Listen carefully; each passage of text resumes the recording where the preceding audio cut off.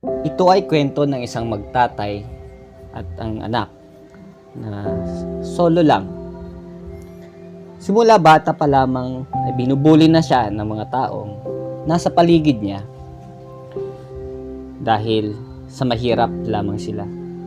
Mahirap ang buhay nila kasi iniwan sila ng kanyang ina at ang kanyang tatay na lamang ang bumubuhay sa kanya at isang tricycle driver lamang at may kapansanan pa. Palaging sinisisi ng anak ang kanyang tatay kasi mahirap sila. Pero lahat ng ginagawa ng tatay ay para sa kanya, para mabuhay lamang sila. Kumakayod mag-umaga hanggang gabi ang tatay niya para maibigay lamang ang luho ng kanyang anak na may pangarap sa buhay na umasenso. Hindi nakikita ng anak niya ang ginagawa ng tatay niya. At isang araw, naimbitahan siya ng isang kaibigan niya na dumalo sa isang party, birthday ng classmate niya. Nakita niya ang mga classmate niya may magagarang suot at may magagarang mga cellphone. Napagtanto niya na parang hindi siya karapat-dapat sa party na inimbitahan siya. Ang mga tao doon ay pinagtatawanan lamang siya dahil sa kanyang suot at dalang cellphone. Dahil nga simula bata pa lamang binubuli na siya, hanggang pagtanda binubuli pa rin dahil sa antas ng kanilang pamumuhay. Gusto rin ng bata na may magarang suot at may magagarang cellphone, ngunit hindi nga sapat ang naibibigay ng kanyang tatay. Ito ang isang kadahilanan bakit ganun na lamang ang kanyang galit sa kanyang tatay na hindi maibigay ang lahat ng kanyang luho. Itong bata na to, maraming pangarap sa buhay na gusto niyang makaahon sa hirap, ngunit hindi talaga sapat at kahit gaano pa kumayod ang kanyang tatay. Palaging galit ang kanyang anak sa kanyang tatay dahil sinisisi niya ang buhay na meron sila. Nangangarap yung bata na umasenso, walang ibang sinisisi kundi ang tatay niya. Hindi alam ng kanyang anak ang hirap at pagod na ginagawa ng kanyang tatay para maibigay lamang ang gusto ng kanyang anak. Ngunit hindi sapat at kinikita. Pero hindi yon isang dahilan para tumigil siya sa kanyang pagsisikap para sa kanyang solong anak. Gusto ng ama na sorpresahin ang kanyang anak ng isang motor, kaya naibenta niya ang mga gamit nila sa bahay. Ngunit nagalit ang kanyang anak, mahirap na nga daw sila, nawalan pa ng mga gamit sa bahay. Pinipilit ng tatay na ibigay ang lahat ng gusto ng anak. Binilhan ng kung ano-ano pero hindi pinapansin. Yun nga, inakaipon yung tatay para masorpresa at maging masaya ang kanyang anak.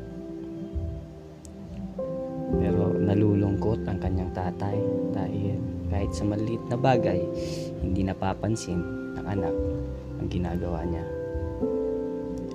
Sumasakit ang damdamin ng tatay niya kasi parang nawawalan siya ng pag-asa. Ngunit isang araw tuwang-tuwa siya, pero hindi siya pinapansin ng anak niya kasi sa nangyayari sa buhay nila.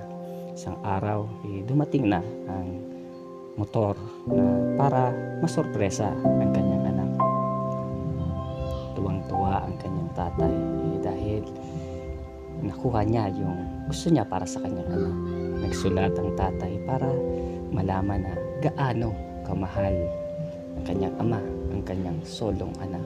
Ngunit sa sobrang sakit, simula bata pa lamang, hindi napapansin ng anak, yun pala ang tumatanggol at nagpoprotekta para sa kanyang anak. Habang nagdadrive siya, naiisip niya, napagtatanto niya na masakit sa isang ama na ganun na lamang ang ginagawa ng kanyang anak, na kahit ano pa ang ginagawin niya, parang mas lalong lumalayo ang loob niya sa kanya Parang walang silbi ang lahat, o walang silbi ang kanyang buhay para sa kanyang anak. At isang araw na aksidente ang kanyang tatay at ang anak naman pauwi.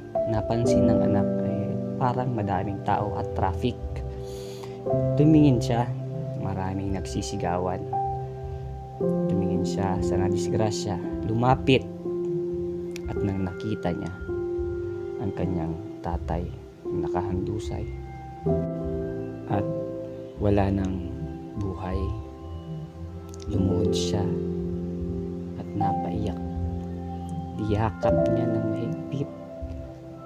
Nung nakita niya ang kanyang amang patay na, inapagtanto niya na mahal niya.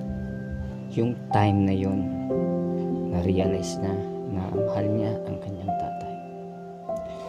Ngunit hindi lamang nakikita ng kanyang anak ang pagsisikap ng kanyang tatay para sa kanyang anak. Lahat, kahit mahirap sila, pinipilit bilhin ang gusto ng kanyang anak. Ngunit huli na ang lahat dahil wala na ang kanyang ama.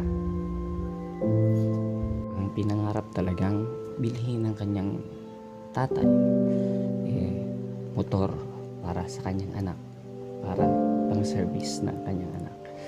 At sorpresa niya, ito lahat ginawa, na ibenta lahat para lamang pasaya. Ngunit